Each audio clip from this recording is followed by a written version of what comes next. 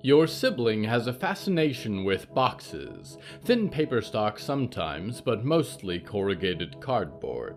These fill their home, accumulate in closets and basement rooms. You step over them as you enter, try not to crush them as you walk. Your conversations are equally packaged. How are you, you ask, and the answer is always the same. You wonder sometimes if there is some subject, some unspoken truth that needs to be addressed, cut open like packing tape to reveal something necessary inside. Maybe next time, you think. Maybe next time. You return one day to find no answer at the doorbell, no footsteps thumping when you call. You find your way in through the kitchen door, and something is different. Your sibling is nowhere to be found. But in the living room where once you whiled away the hours, the boxes are all gathered, cobbled into a great cardboard fort. Parapets and vaults hint at deeper extents, and in its open gate is an impossible yawning darkness. You can hear a sound ever so faintly deep within, a whisper that says hello from the Hallowoods.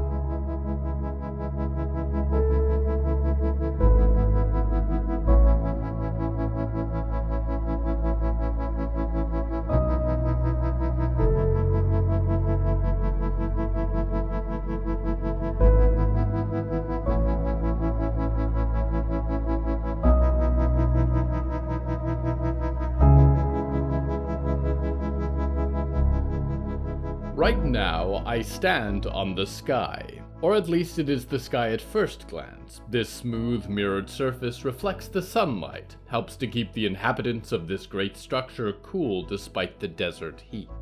Inside of this monolith are a million dark little coffins, and deep below me, one more is added to the collection. The theme of tonight's episode is boxes.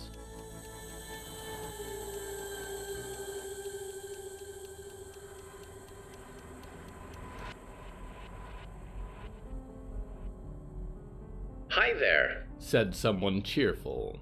"Good morning from the Botulus Corporation, and welcome to Box Venus." Moth opened Moth's eyes and blinked a few times. It had been such a dark, dreamless abyss, a blessed relief, and only now was Moth starting to remember which of the many terrible things Moth had dreamt were true. "Where is Ray?" Moth said, but the sound was blurry, indistinct as if underwater. "What did you do to him?" "We'll talk with your friends, family, and loved ones very soon," said the voice. "Let's finish onboarding first." There was a light then, as gentle as a sunrise on the horizon. The area immediately around Moth, as if carved out of its original landscape, was a backyard of dry gravel and a chain-link fence, a few mismatched lawn chairs, and a garden of small plants on shelves beneath a plastic awning, red glistening strawberries. There was no house beside it, no desert stretching out, no dusty street. There was, however, a silver cube the size of a human skull hovering in the middle of the yard, and it had a red eye that followed Moth's movements. "Hello," said the cube, eye flashing.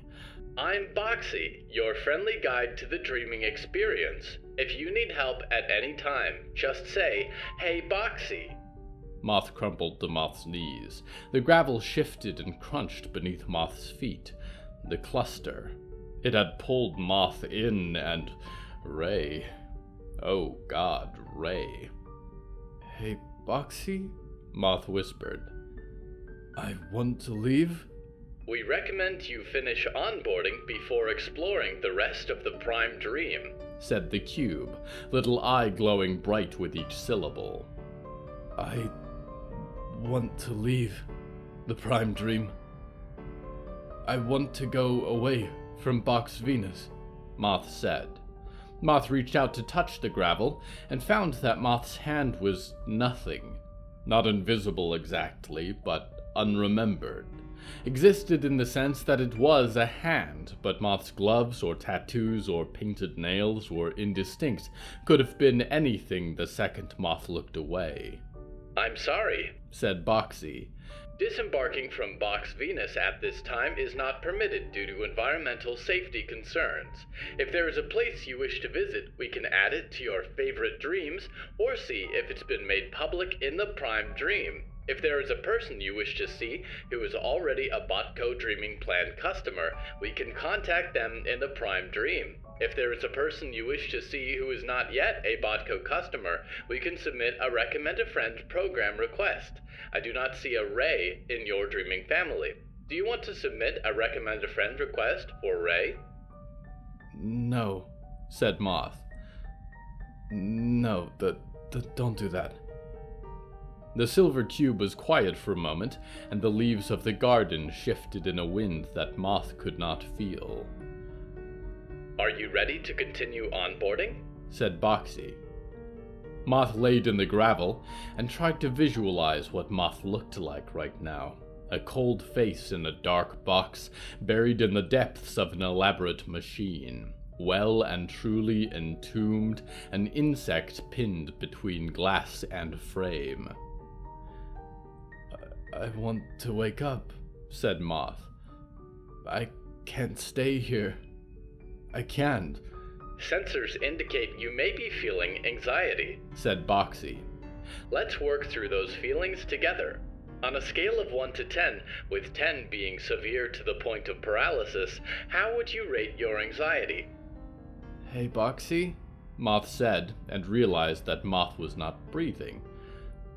Please stop talking. Okay, said Boxy. Let's continue with onboarding. Now a personal welcome to the Prime Dream.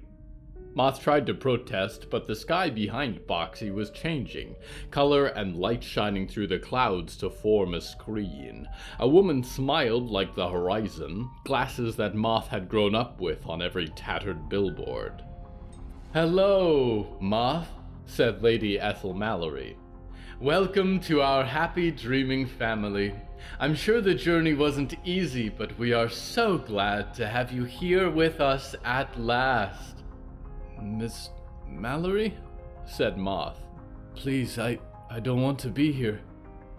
I made a mistake. The Prime Dream is not just an inspiring new technology, but an entirely new way of life, said the lady. It may feel overwhelming at first, but you'll quickly become comfortable navigating in this brand new world. That's why we've started here, someplace you remember fondly. But there is so much more to the Prime Dream. Here the sky around her began to transform, revealed clusters of glowing orbs strung together like model molecules. The Prime Dream is a connected web of dreamscapes, ranging from real-life environments to the entirely imagined. You can go anywhere, like the Grand Canyon. The world peeled away in fragments around Moth, and suddenly Moth was standing over an abyss of stone in red and orange, as if lit by a dozen sunsets. But you can also experience worlds from fiction, unique dreaming environments designed by the Botulus Corporation, a classic novel, a historical rendition of the Colosseum, and your very own memories. It's all part of the Prime Dream, and it's yours to explore. Is my father alive? Said Moth. His name is Bill? But the easiest way to learn is with a friend, said the lady. She's recording, Moth thought. I wasn't entirely sure. So we'll begin by introducing a close personal connection or family member to welcome you. Now remember, in order to access controls, navigation, favorite media, and other resources, just think menu 3 times, or say, "Hey Boxy," to contact your adorable personal assistant. Or, if you're deep in the dreaming experience, look for a Botulus Corporation contact terminal. There's one in every dreamscape. I speak for all of us when I say, we're glad you made it. Lady Ethel waved from heaven and faded into the clouds. You wish your first guest to be Bill Scarberry, correct? Boxy said, now hovering near the strawberries. Yes, Moth said, sitting up. Moth's body was taking shape, flickered with color in response to Moth's thoughts. I want wings, Moth thought, and found a pair immediately at their shoulders, fluffy and beautifully spotted. I want to make sure he's alright. Finding Bill Scarberry, Boxy said, and blinked several times. It was quieter than the desert itself. And then there was a figure standing in the garden. It was not as though he arrived or suddenly appeared, but as though he had been there all along, and Moth could not remember a time without him. He resembled Moth's father, but his curly gray hair was all smoke, curling and pouring away from his skull, the back of his head a smoldering crater, and his eyes glinted like charcoal. And yet, Moth recognized him immediately, and felt his arms around Moth as Moth drew close. "Moth," whispered Bill. "Welcome home."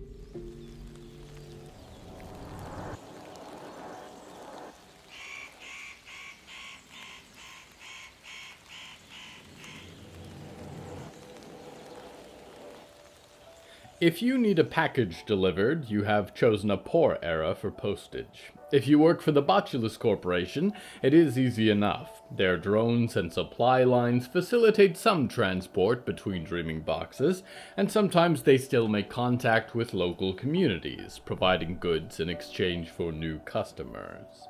If you have the ability to summon a demon, it will come at great personal cost, but you will save a fortune in postage, as they can cover a good bit of ground in an evening. Delivery methods will vary depending on the kind you have summoned.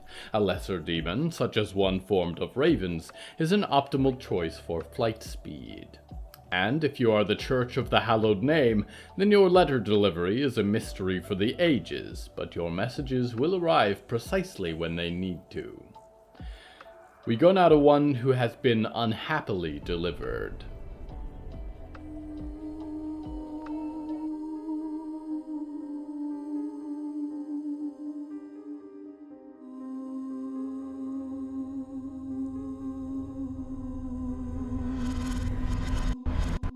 My mind is full of splinters, thought Riot.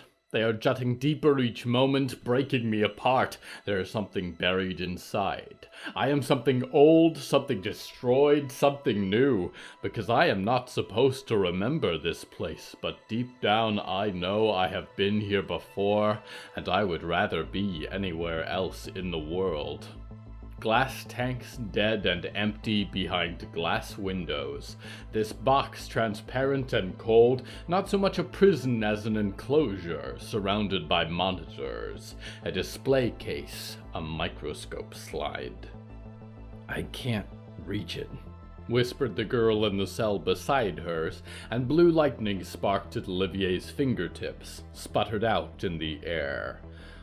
I can't reach the weather.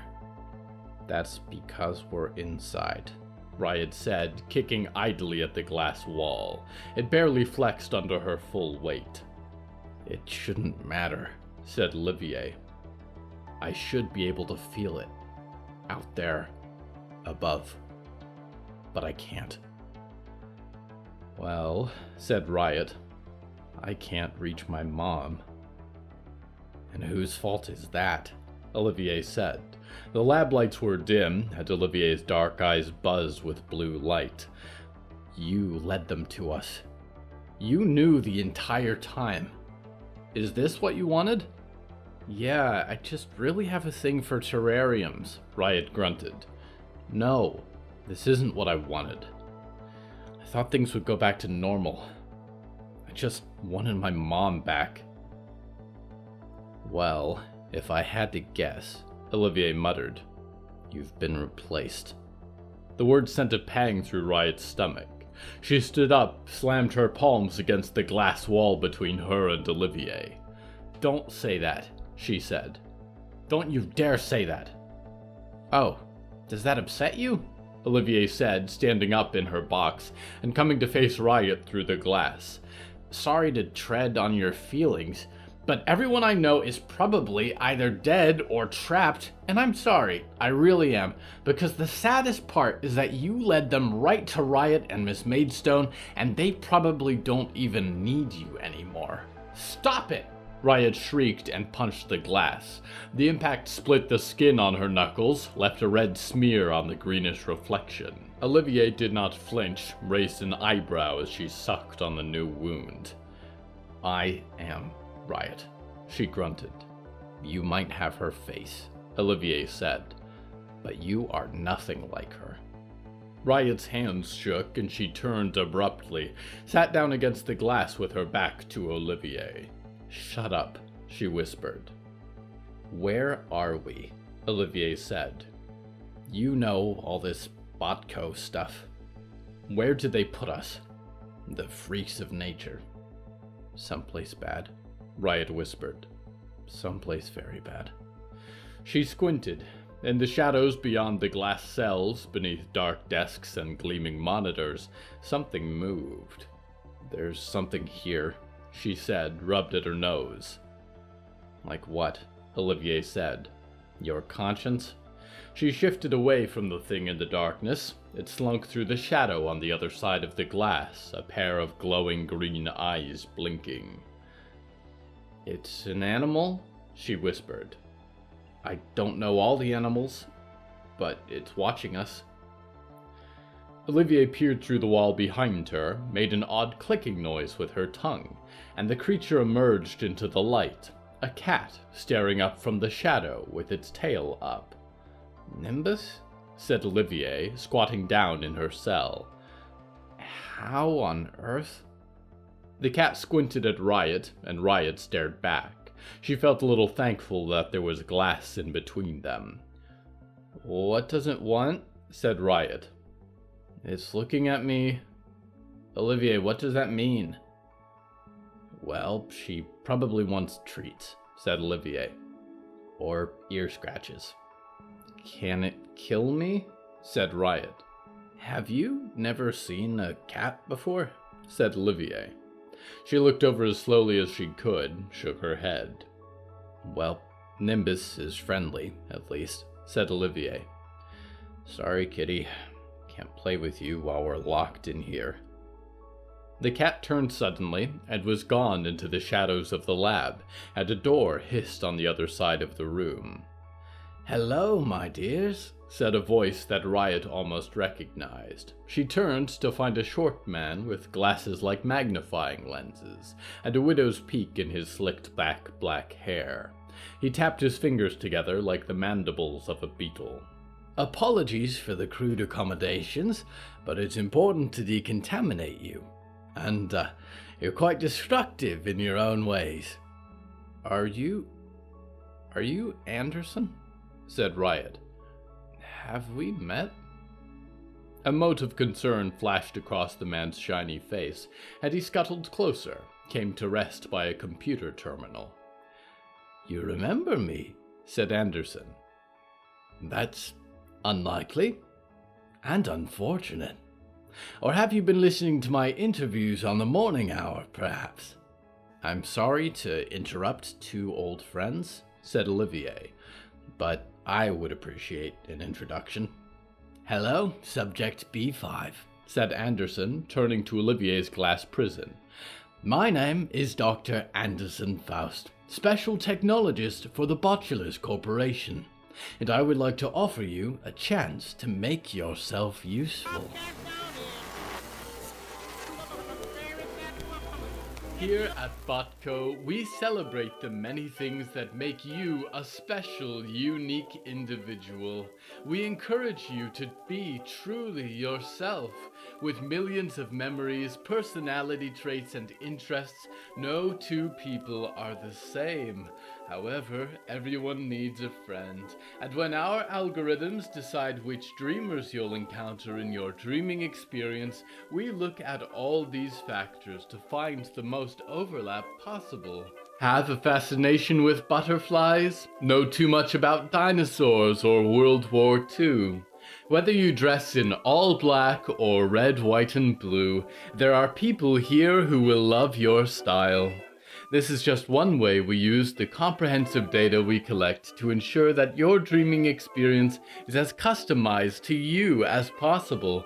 Because you have so much in common with other unique individuals. Your interests and activity also influence other parts of the dreaming experience, such as the ads you see on Botco advertising surfaces. It's all to make sure your dreams are peaceful, pleasing, and happy every night in a row, and that whenever you need something, you already have it.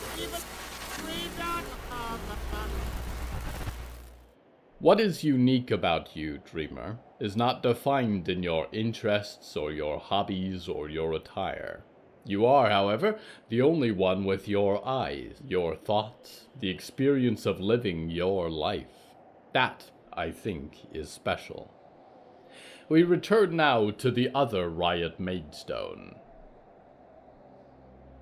"Excuse me?" said Riot, interrupting Olivier. "I'm not supposed to be here. I'm supposed to be with my mom and Lady Ethel. Maybe they got mixed up." "Oh, the wrong Riot is in just the right place," said Anderson. His eyes were huge black points behind his Coke bottle glasses. "I wouldn't trust anything Lady Ethel says. She's not an ideal ally, you know, or a very good friend." "You just killed or hurt all of my friends," Olivier said, glaring from her cell.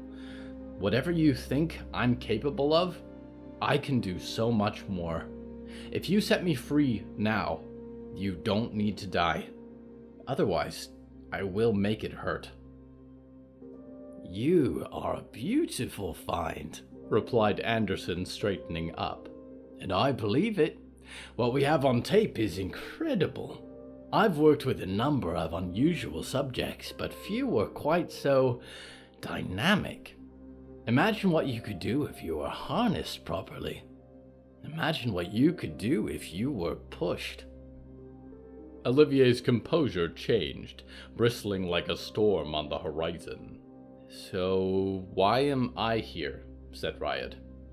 "I don't shoot lightning or anything. I just want to go." "You are the worst person I've ever met," Olivier muttered. "You are here, my dear, because like a prodigal child you've returned home. And despite your issues, you are a victory. A scientific miracle. Operation Wilson has been waiting in development for years, waiting for sufficient advancement and corporate approval. Truth be told, I expected far more failures before we reached a working subject. You were only the 23rd. 23rd?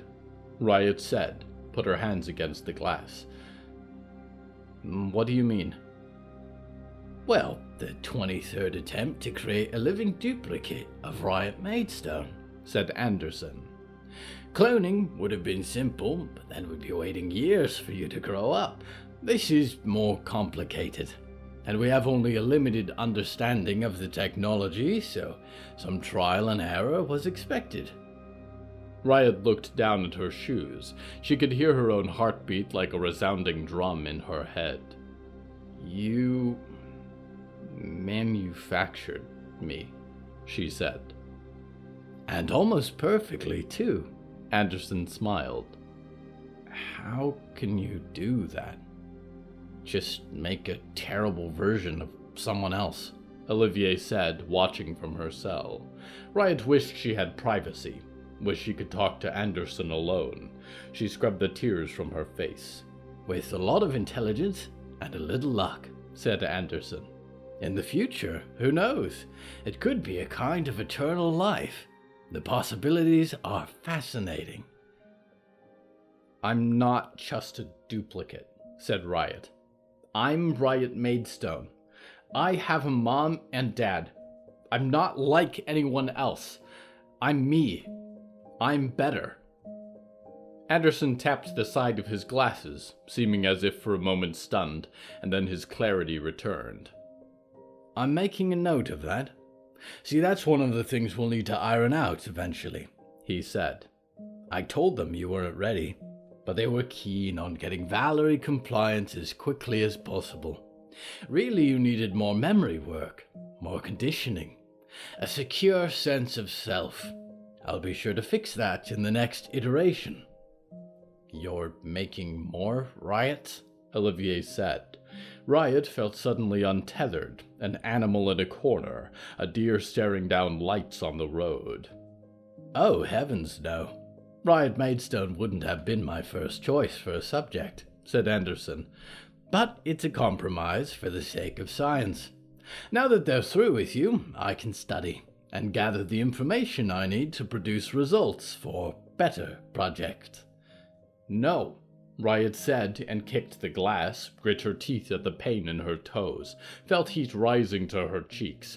This isn't what I'm for. I just want my mom. I want to be with my family.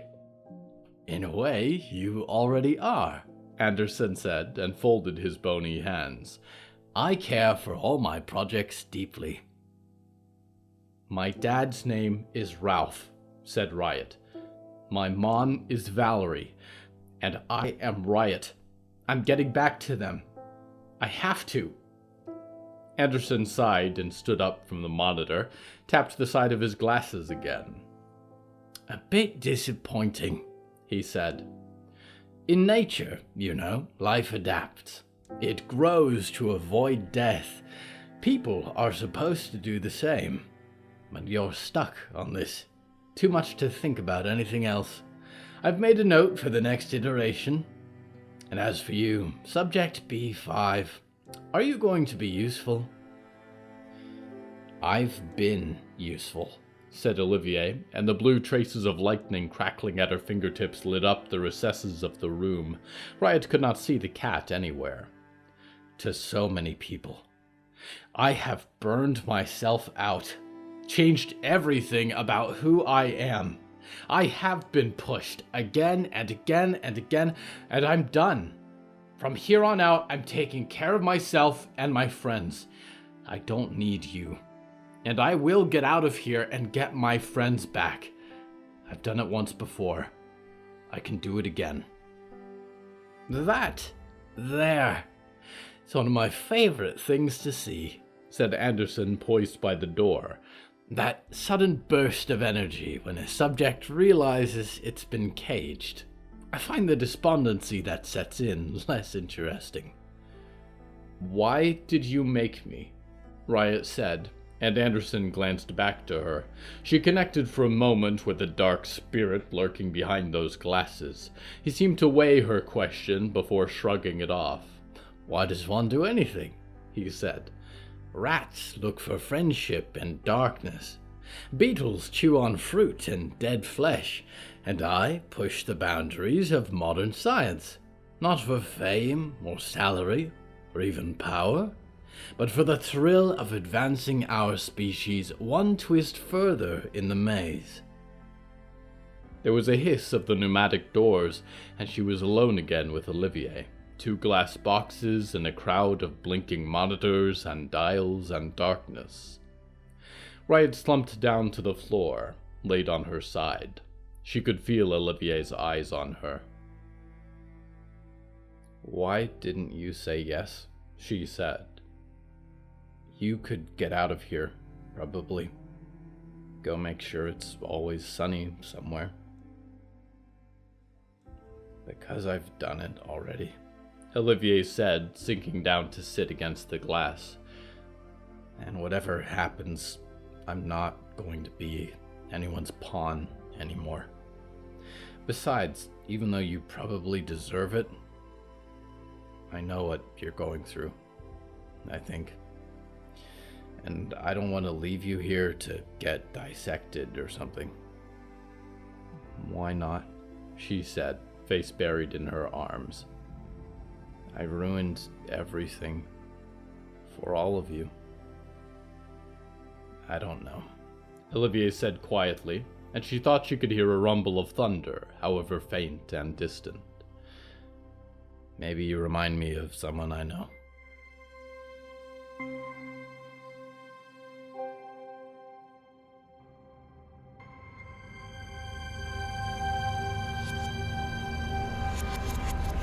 Contrary to popular belief, there are some seals that should never be broken. To open the grand archives of Zelk is to plummet into omniscience, and the usual annoying madness that goes with it, if not used carefully. There is the pain puzzle of Zizix's, which can beckon her void-winged thralls from the shadows anywhere. It is currently being used as a desk ornament at Downing Hill. It is the same place, coincidentally, where Great Malevolence is bound in a painting of a field of sunflowers. Some boxes hold the dead, such as the stony tombs where spores of Rothagroth were planted to preserve the memory of the buried, or the great obsidian mausoleums, almost invisible in the darkness between stars, which keep the bones of gods long dead. There are entire civilizations entombed in elaborate monoliths, their remains bathed in the radiation of an angry cosmos. And there is the Temple of the End, where an engine was sealed away, a masterwork never to be displayed, bound in ice for eternity, or so they hoped. We go now to one who listens to a heartbeat.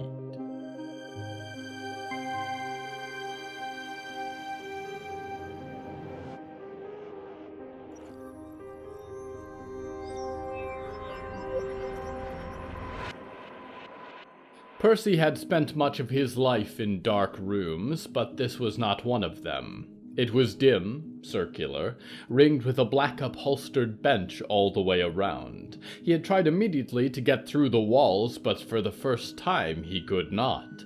A layer deep there was something solid to his touch, and it burnt like cool fire against his hand. He could not escape. He was alone with the person in the center of the room. The person lay in something not unlike a dreaming pod, except the lid was glass so you could see inside, and it was tilted up towards the ceiling. Wires and cables drifted upwards in a tangle, and there was a man in his middle years sleeping inside. He was a little sallowed, but his hair was neat and his face shaved. His chest inflated and deflated mechanically, and he was strapped to his bed. It reminded Percy of his own restraints, the bed he had died in. "Hi there," Percy said, floating up closer, trying to be loud enough and bright enough that it might cause the sleeping man to stir. "He can't hear you," said a voice, and Percy turned to find a dark door open behind him. The stranger stayed back as if trying to keep out of the dim light, but shadows no longer concealed much for Percy. He wished they did in that moment. The stranger was frightening. A corpulent head sat on a necklace body. The stranger had huge compound eyes bubbling from his skull, and his lips had peeled back to reveal a smile of exposed teeth. Thick black hairs bristled here and there from the folds of his head, and 2 thin legs and 4 stick-like arms protruded from his pinstripe suit. "I wish he could," the stranger continued. "Hear us, I mean. I'd almost like to think that he can, but there's no brain activity. No, nothing. God left the lights on his way out." "Who is he?" Percy said, glancing between the stranger and the figure in the bed. The lights on the ceiling cast him dramatically like a painted martyr.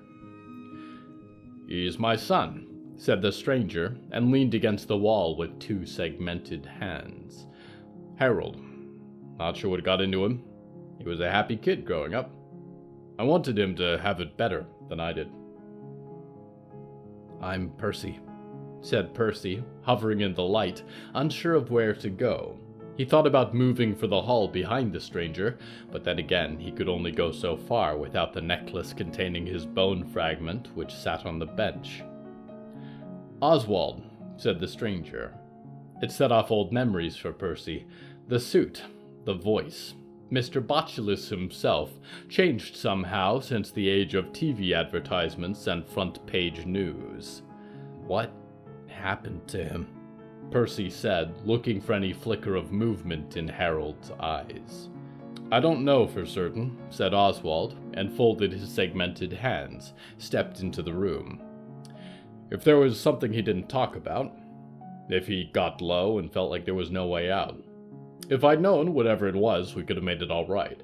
If Found the best therapist in the world. But he tried to end his life and got unlucky. Or lucky, I guess. If he was found 10 minutes later, he'd be dead, the white coats tell me. But now he isn't dead. Just empty. I'm sorry, said Percy. The man with the multifaceted eyes waved his hand. It's not your fault. It's mine. I can run the greatest company on Earth, but not keep my own son safe and happy. I'd trade it around in a heartbeat. I'd like to say something, Percy said, but I don't want to be rude. No, please. You run Botco, right? You had me and my friends kidnapped. You hurt Diggory, the one with the stitches? And if they're not okay, I will burn this whole place to the ground. Yes, I run Botco, said Oswald, and waved as if explaining the weather. And yes, we've got your people. They're off in different places. Department requests. You travel with an interesting crew. Right now, they're where they're the most valuable. And I'm most valuable here? Percy probed. Absolutely, said Oswald, sitting down a few feet away from Percy's locket. Now, I don't pretend to be an expert on the human spirit, but you are living proof of the soul. And if I have a second chance to make things right with my boy, well, I'd do anything. It's not good, Percy said. I'm sorry, that wasn't very eloquent, but being like this, it's miserable. To be invisible most of the time, to be moved around only by other people, to live with the knowledge that the 100 pounds of flesh that you had is rotting away somewhere, not being able to help when the people you love get hurt. You would rather be dead? Said Oswald, mildly curious. Well, once I wished for that, Percy said. Now I'm not so sure. Because? Said Oswald. What's keeping you here, Percy? Diggory, said Percy. I met someone named Diggory, and they reminded me that sometimes things get better. The friends you've hurt, they're the only reason I'm sticking around. Why I haven't left. That's all I want for Harold, said Oswald. I don't say this to be mean, Percy said, hovering down closer to Oswald's warped face. But if he wanted to get away from you, maybe it's better to let him go. Besides, I can't bring people back to life or anything. Being a ghost isn't contagious. Oswald nodded, and with one stick-thin arm reached into his coat and pulled out a bundle of papers and books tied with red string. Percy stared at it for a few moments before the pieces became familiar. Weathered bindings that had sat on shelves he knew, and papers once scattered across desks that haunted him, and crimson cord for repairing torn band uniforms. Where did you get that? Percy whispered. It's incomplete, said Oswald. There are some steps here, essential reading. But other things have been omitted, I know, to stop it from being really useful. All I need from you is a description. How this happened to you. How you became stable. I'll compare notes. He's dead, Percy said. My father is dead, and all this should have died with him. It should have burned. No one else should ever be trapped like I am. He won't be, said Oswald, raised 3 of his skeletal hands. If Harold wakes up, and all he wants to do is kick the bucket, well, I won't stop him. But at least he'll know that I love him, and that I said goodbye. And if he stays around, well, we've got technology. We'll build a body he can move in. He'll fit right in. Things will be better. And I'll be here for him like I wasn't back then. What happens to me? Percy said quietly. To my friends. If you help me with this, whatever you want, said Oswald. Make a list and I'll make it happen. Really? Said Percy. After all the work to find us, you'd let us go. Percy, I run the world. You seriously think that any of you mattered to me beyond getting my son back? Oswald said, and stared intently at Percy for a few long moments. Percy looked down, and back to the sleeping man, felt the steady beat of his heart vibrate in the air. Well, he said, to start with, you're going to need a cabinet.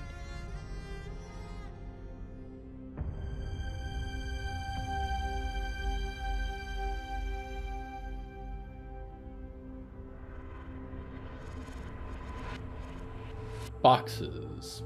Do they bring you comfort, dreamer? I dwell in dimension and starlight, and no vessel could ever contain my memories. My possessions are the universe itself and the stories dreamt within it. But for your kind, you prefer a kind of control. You put your family in a box to keep them safe from the weather, your things into chests and cabinets and shelves, and even when your life ends, into a box you go. Unless you are set on fire.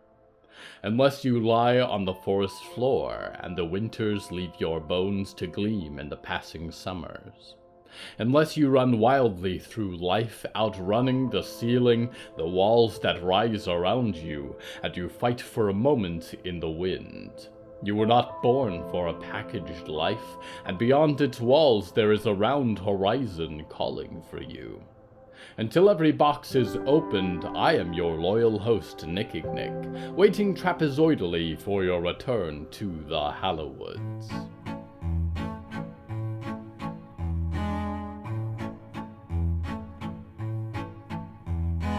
Hello from the Hallowoods is written and produced by William A. Wellman.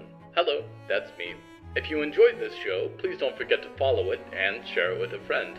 The bonus story that goes with this episode is called The Call, and is available on the show's Patreon at patreon.com/Hallowoods. Because we operate without ads or sponsors, our supporters are all that keeps this show going. Plus, supporters get weekly bonus stories, behind-the-scenes content, exclusive merch, and even more. Merchandise and episode transcripts are available at hellofromthehallowoods.com. You can even find us on social media at the Hallowoods. Music is used under license from artlist.com. Our opening theme is Forest Overture by Yehezkel Raz, and the closing theme is Farewell by Malba Sitzman and Matan Efrat. Until next time, dreamers, if a box is delivered to your home that doesn't seem to have a bottom, tape it shut and put it on a neighbor's doorstep. Your least favorite neighbor, preferably. After that, find more boxes and pack your belongings. It's time to leave the state.